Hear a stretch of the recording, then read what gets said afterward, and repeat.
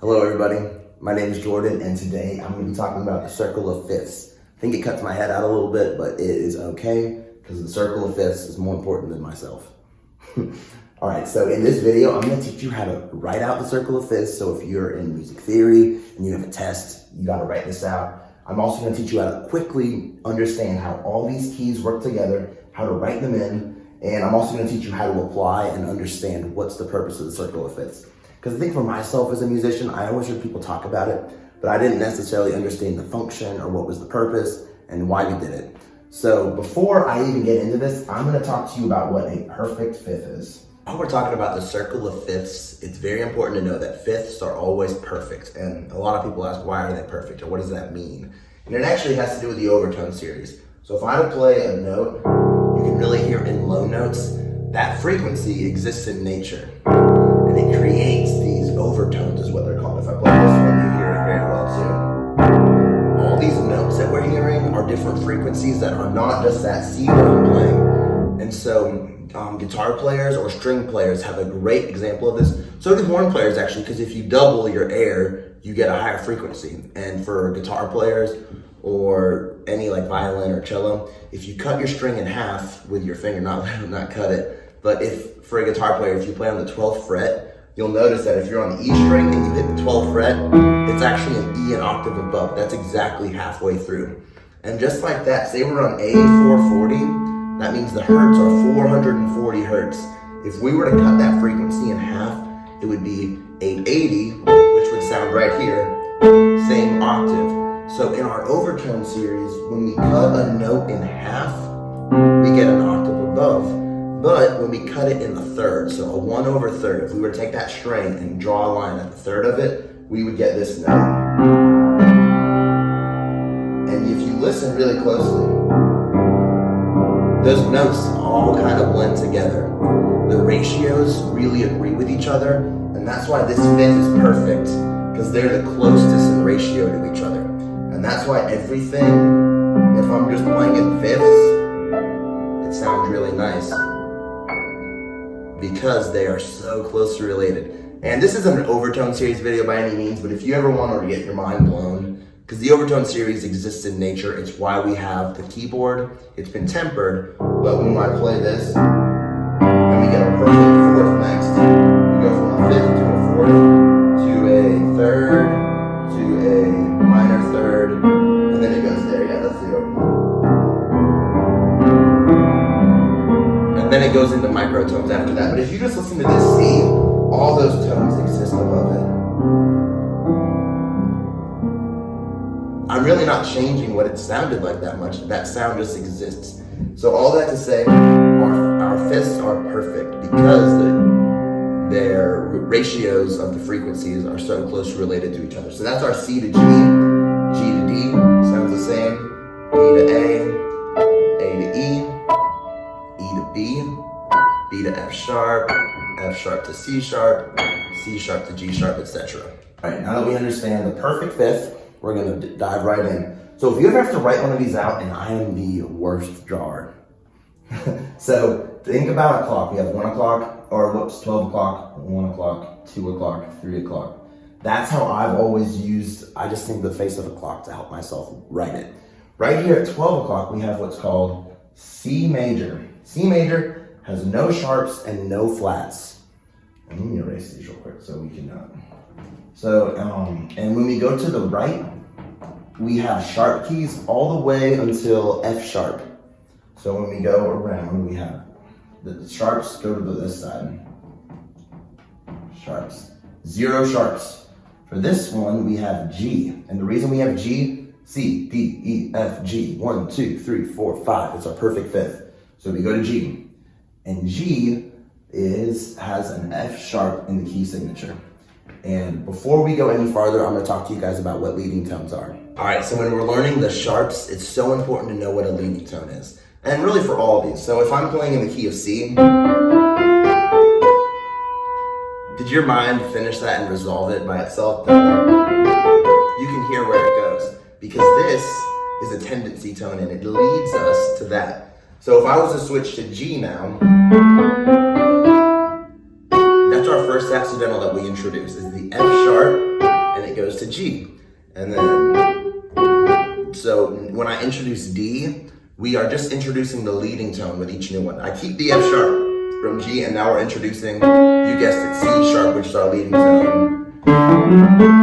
C sharp, D, da, da. It resolves itself. And then from D we go to A, B, C sharp, D, E, F sharp. Now we have G sharp, A.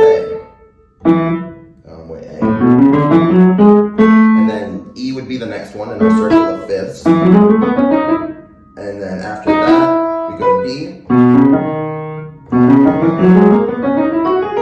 All right, now that we've learned about leading tones, we can understand this. So for sharp keys, our last sharp always tells us what our key is going to be. So F sharp leads to G. That's our key, G. If we go to the next one, count up a fifth.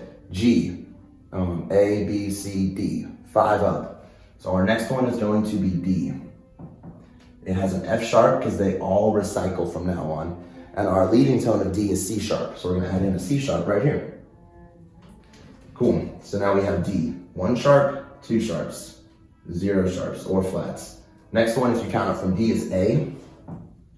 And we have a G, F sharp, C sharp, and our leading tone now is G sharp. So A's got 3 sharps. Very simple. And when you memorize it like this, not only do you quickly learn all your perfect fifths, but it's super easy to remember where the sharps go. The next one is E. We have E and we have an F sharp.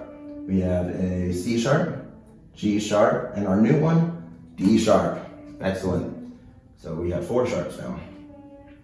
All right, the next one is B. B has 5 sharps, and the newest sharp we're getting is A. And, oh my goodness. I'm doing this totally from memory. I can't remember. The A doesn't go up there. Yeah, it's gotta be down here. The A goes down there. So we have F sharp, C sharp, G sharp, D sharp, A sharp. That's our new order of sharps. Oh, I hope I'm not leading you astray. All right, I'm gonna go all the way down here. Hope you can still see me. We got F sharp down here at the bottom.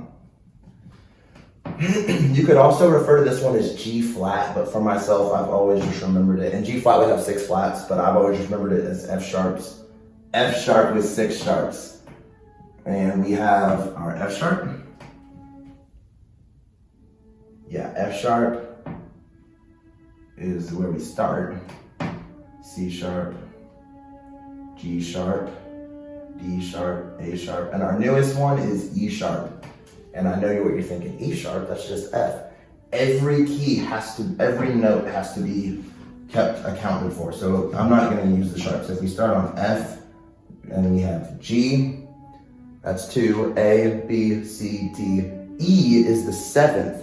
If we said F, that would be just the octave. It would go 8 to 8. So it has to be E sharp so that it's 7, 8, creating that leading tone. Sweet. So once we get down here, we're gonna backtrack all the way back around. And we're gonna start with our flats.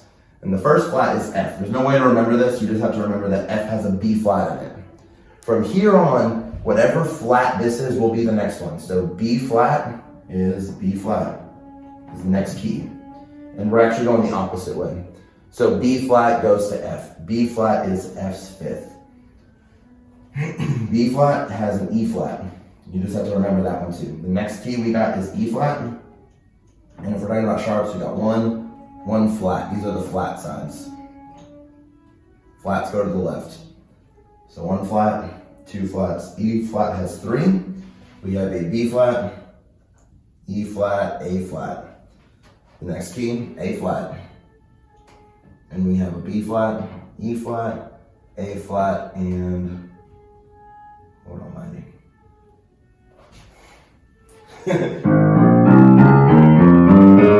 And a D flat. Gosh, nobody's perfect, guys. I'm not as used to the flat ones. All right, we're gonna go down. Now we got 4 flats. The next one is, all right, so D flat, we have 5 flats now. And the flats are gonna be B flat, E flat, A flat, oh Lord, D flat, and G flat. Not very, very articulate, but you can get the point. We have 5 flats now. So this is the way to quickly learn our circle of fifths. And the reason why this is so effective is because we can quickly see where all of our keys are and how they relate to each other. And the way I recommend you learn this, if you're a musician and you practice scales, start with your C scale, then learn your G scale, learn the D, E, B, F sharp. And then what I do with my students is I backtrack to F, and we learn F, and we go around this way. But then eventually you're confident enough where you can just go around it like the faces of a clock. But this is your, if you're taking a test in college or your high school music theory class, this is your cheat sheet. Do it like I just did, and you'll be able to draw it out. Also, now I'm gonna just quickly talk about the functions of this and how we can modulate to close related keys. And I just thought of a piece that had some modulations off the top of my head that I'm gonna play for y'all. Really good application of this is we can modulate now to close related keys very easily. If you look at Baroque music, especially in early classical music, they only really modulate to closely related keys. So I was just thinking of a piece, Bach's Invention number 8. Very, very strong F major. It's got that B flat in there, and it always resolves to F. But later on in the piece, we actually modulate to C, and it's a very long modulation. But the way they do that, if you look at the circle of fifths, F is right here where 11 o'clock is, C is right at 12 o'clock. And so we're only one apart. And C, the only difference is the B natural and the B. So when I'm playing this, I'm trying to think of where the modulation occurs. Yep, that's the last B flat we see, and we have a cadence on F right here. Nice, right there. But then the next time I play B, it'll be a natural. Right there. So my modulation begins to C. B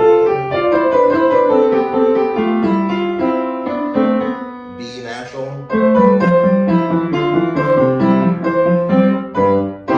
Just like that, I'm in C. And it was that simple, only introducing that one tone different, and now I'm in C.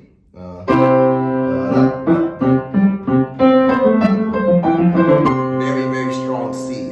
And the next key that I modulate to, if C is at 12 o'clock, remember G is at 1 o'clock. That's the very next one. So this piece actually modulates to G next, and it's actually G minor, which is the parallel minor.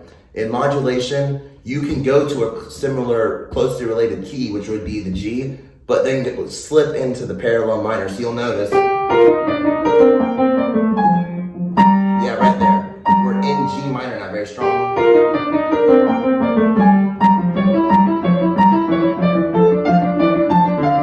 And the way we get back into F at the end, we actually play a D minor right here, which belongs to the key of C, and then we use this D minor to just lead us down to C. We go, oh I see, we have a G right here, G shape, which takes us nicely to our C, and we introduce the B flat, and we go,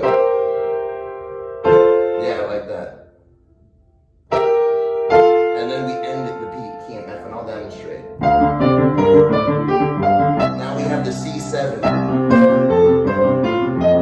We just introduced our B flat again. How cool is that? Our right hand is outlining the G major like we've been playing. Then we go to the C, dominant 7, and we resolve in F. Oh man, super cool. And that's just using the circle of fifths. It's all that.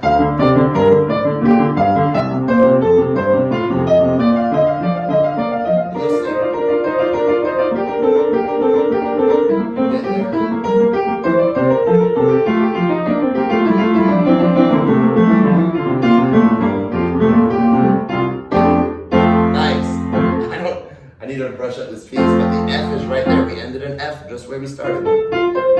So that piece takes us from F to C major. Using that, by using the C major, which takes us to 12 o'clock on our circle of fifths, and then we go to G minor on the circle of fifths, and then we go from the G minor using this D minor to the C major, takes us back to our F at the end. So super cool how we can use the circle of fifths to really master our modulations. Awesome. And now that we've seen that immediately application, how in that piece we started in F, we went to C, we then went to G, but we slipped into G minor from that. We went back to C, and then we ended in F where we started. So just like that, Bach was using his circle of fifths to control his modulations. And we call that a modulation of close related keys, which is in the Baroque area mostly what they did. Now we live in an era of Jacob Collier where they just throw down whatever they want, and it sounds beautiful because we can kind of modulate wherever we want using different augmented chords or diminished chords or different rules. And also, one more thing I wanted to mention. This also factors in the relative minor. And if you don't know, C is the relative minor of A minor, which just means that we use the same sharps and flats. A has 0 sharps and flats. And by doing this, the way to find it, we can either go up a major 6 to get to A, or we can go down a minor 3rd to get to A. That's easier for some people. It's just a whole step and a half step to get down. If we're on C, we go to B flat as our whole step and then a half step down to A. And this works the exact same way. A perfect fifth up from A would be E minor, which has F sharp in it. The next one would be B minor, which has 2 sharps. From B minor, we get to F minor, which is the same F sharp minor, which is the same as A minor, and F sharp minor, etc. So on the inside of the circle of fifths, a lot of people will always do it that way. We have the same exact thing in reverse. If you're going this way, it's the opposite. So A minor, D minor would be on this side, and a fifth up from D minor is, let's see, G minor would be right here. Yeah, G minor, which is where we actually were in our piece. It's got 2 flats in it, the E flat and the B flat. And so you can see we kind of did the backdoor modulation using this G as our home point. We went around into G minor before slipping back in. So you can see how a mastery understanding of this is extremely pertinent and for your future music understanding. Thank you guys so much for watching this video.